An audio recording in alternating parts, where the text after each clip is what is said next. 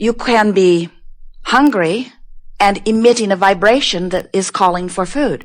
You can be overfed and offering a vibration that is asking for a ceasing of food. You can be lonely and offering a vibration that is asking for companionship. You can be overwhelmed with people in your life and you could be asking for some solitude. And whether you are talking about it or not, you and every consciousness, which includes the one-celled amoeba in the ocean, every consciousness is having its personal experience and is coming to personal, selfish, wonderful thing, conclusion, and Source is answering every one of those preferences. So the real question that we're wanting to ask you here today is, have you come to the place yet where even those unfulfilled, not yet manifested desires are pleasing to you? If you can say yes, then you may leave.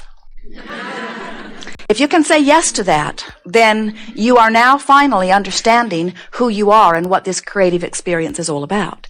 If you can say, yes, of course I want more money.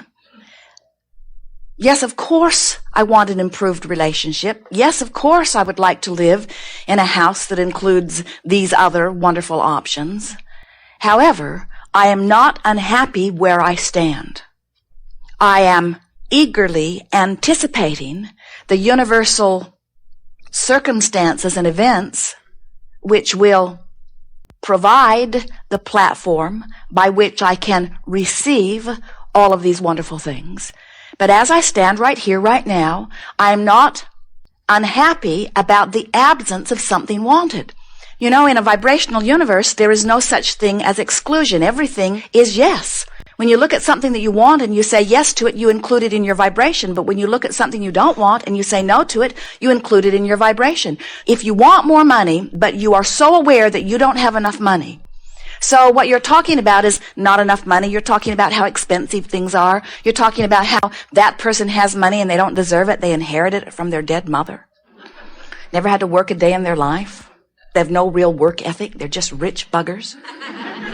When you have those feelings that feel bad to you when you feel them, when you think thoughts that feel bad when you think them, you're not a vibrational match to what you think you want. You cannot be beating the drum of not enough money and writing affirmations, I want more money, I will have more money is making its way to me, because the way you feel is your true indicator of what your vibrational offering is. And there are so many of you who are offering contradictory vibrations. And do you know, that's the only thing that ever hinders you. It's the only thing that keeps you from the things that you are really wanting. It doesn't matter what anybody else is doing with their vibration. That does not affect you. It only matters what you are doing with your vibration. So you cannot desire something and notice that it isn't coming without offering two contradictory vibrations that won't let it come. Interesting, isn't it? So how do you get something that you don't have? You've got to stop feeling grief over not having it. You've got to be all right about not having it. You've got to get excited about the evolution of your experience. You have to develop an attitude and really mean it that says, I'm wonderful, things are perfect as they are and getting better every day. You have to feel it and really mean it, because if you're saying it and don't mean it, if you're saying it and you don't feel it, then you've got contradictory vibration going on within you. You cannot feel overwhelmed and have things get easier. Your overwhelmment is your indication that you're offering a vibration that is not letting it get easier. And you can complain all day, every day. You usually do. You can get all kinds of people to help you. It won't help you.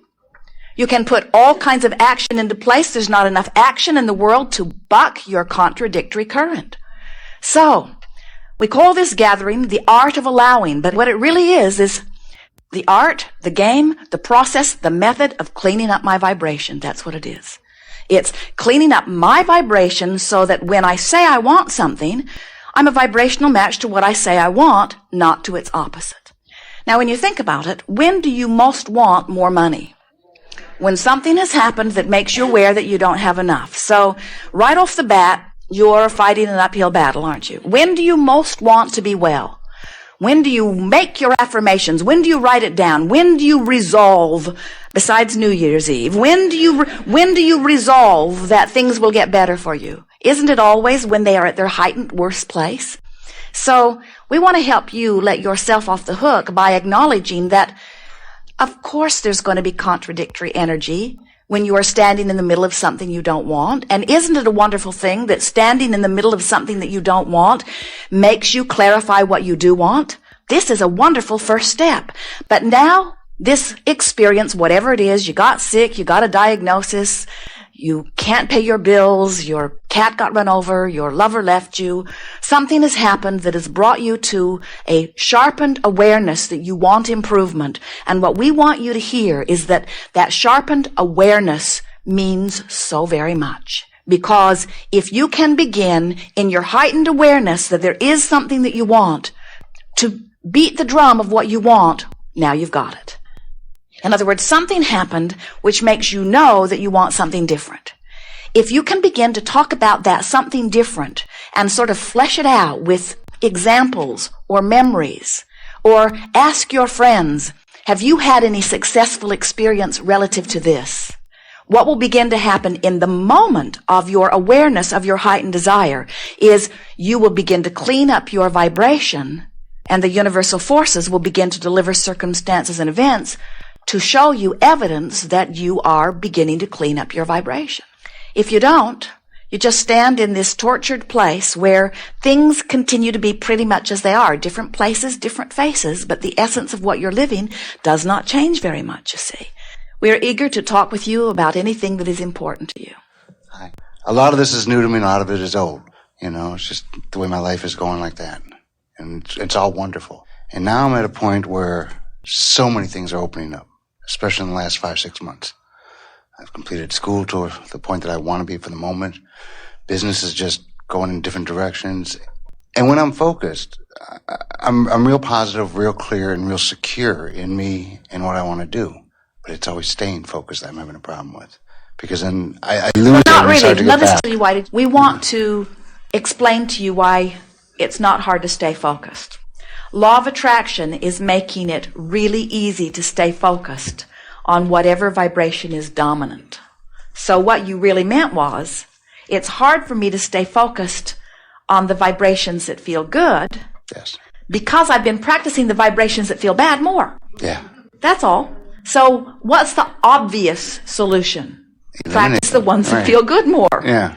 It's really that simple. And it's not about, sometimes people say, well, Abraham, when I was 5, 10, 15, 20, 25, 30, 35, 45, 50, I practiced those things that don't feel good. And now, in this year that I've turned 51, how much can I undo about what I've done before? And we say, your power is in your now. During all of that time, you were launching rockets of desire, and your future experience is full of an amazing scenario that you are walking toward. So right now, as you concentrate on feeling good, you let in all the good stuff that you've been launching for a long, long time. That's why you can feel this momentum going. You've been a powerful wanderer and a powerful creator for a long time. You are just now beginning to become a powerful allower, which means it's going to feel to you, it's our promise, it's going to feel to you like all that stuff that's been lined up outside your door is now sweeping into your experience. And for a little while, it's going to take your breath away because so much is going to happen so fast.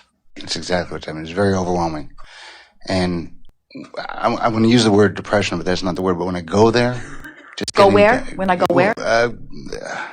Not what I call focus, not in the positive all the time.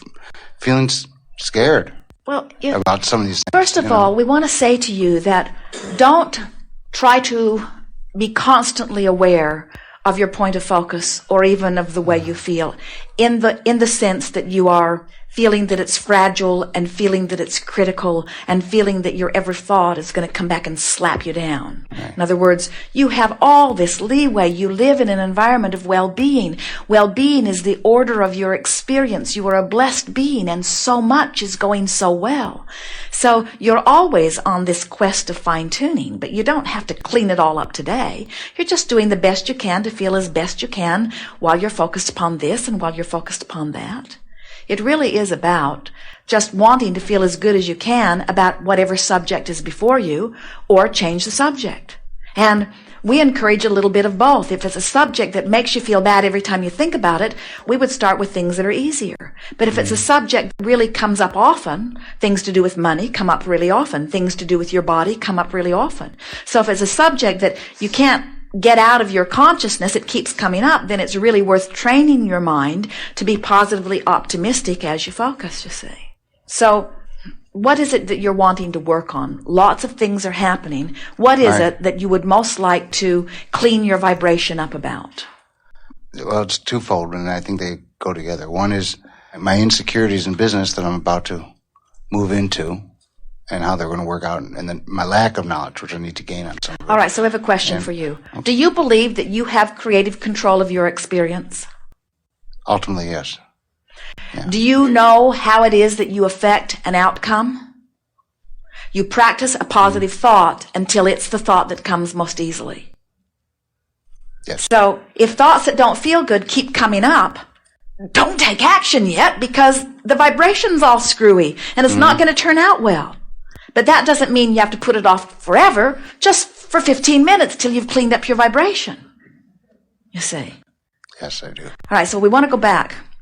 Our friend has arthritis in her hips that are painful. She can feel frightened while she has arthritis in her hips, or she can feel hopeful while she has arthritis in her hips.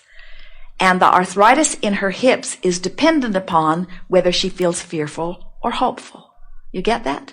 Mm-hmm. You can have a potentially wonderful business and feel fearful. Or you can have a potentially wonderful business and feel hopeful.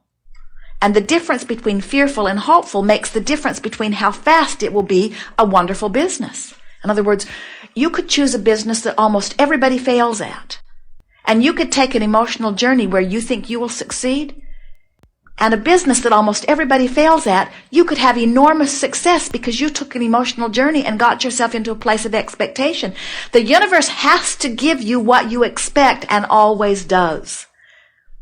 But we're here to teach you that you have to train yourself into positive expectation. And we can feel that you're doing what so many people do. You're observing and then having a vibrational response. So since you're observing a future experience that you don't know the outcome, then you're letting yourself go all kinds of different ways. Mm-hmm. Train yourself to only expect to succeed. Have you ever listened to Donald Trump talk? Yeah. Do you ever hear him say, "I hope it works out"? No. What do you hear him say? This is a juggernaut. This is a massively wonderful idea. This is one of the best ideas that I've ever had. This is the best building that's ever been built in the city of Tampa. This is the best thing that I've ever sent my attention to. I hire the best people and I get the best results and things always go well for me.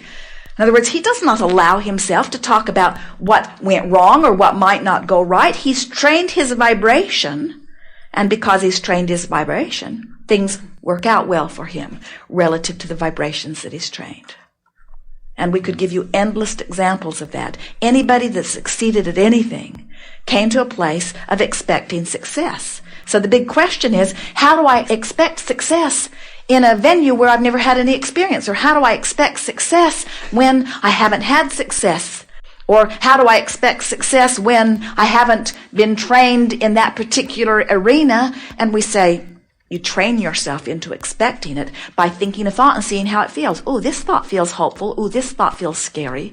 Oh, this thought feels uncomfortable. And as you focus and feel, focus and feel, focus and feel, and your only intent is to take an emotional journey right now that feels good. Before you know it, you feel really good. And about then, you start getting ideas. You start feeling inspiration that's such perfect timing that when you make those phone calls, things line right up.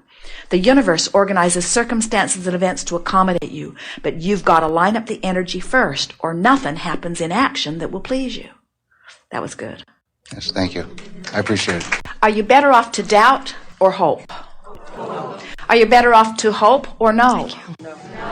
Are you better off to believe or doubt?